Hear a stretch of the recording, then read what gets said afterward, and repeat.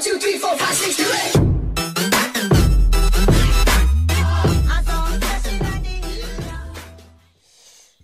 Γεια σας και πάλι φίλες και φίλοι που με βλέπετε αυτή τη στιγμή. Android Gaming Masters πάλι εδώ.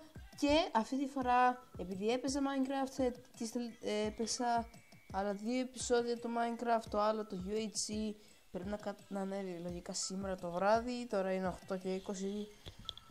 Και αυτή τη φορά σας δίνω το Minecraft το build, το Minecraft το κανονικό, το 0.14, το Pocket Edition. Ναι, το λέω και εδώ, Pocket Edition. Ωραία. Εγώ τα 2 βίντεο, τα UHC, τα οποία ανέβασαν, τα έκανα στο build 6 και για κάποιο λόγο βγάζουν πρώτα τα build παρά το κανονικό version. Σας παρακαλώ να μου πείτε γιατί, άμα ξέρετε. Και εγώ δεν το έχω ανοίξει ακόμα και θέλω να δω πώς είναι, οπότε πάμε κατευθείαν μέσα. Αυτό δεν μου χρειάζεται.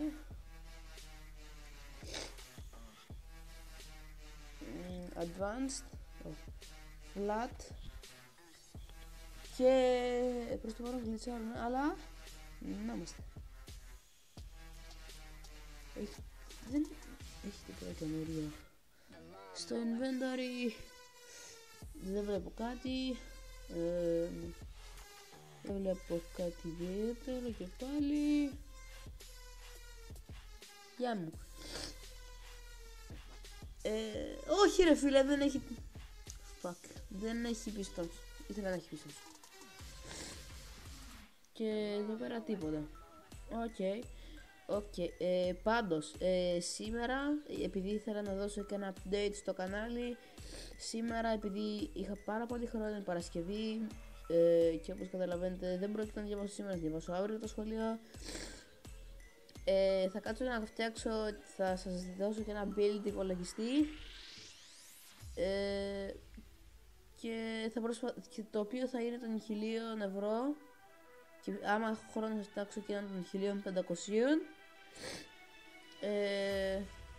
Και αυτό. Το link του Minecraft του θα είναι στο description για το μαγαζάκι που το παίρνω. Λέγεται, βασικά το συγκεκριμένο μαγαζί λέγεται Updoid.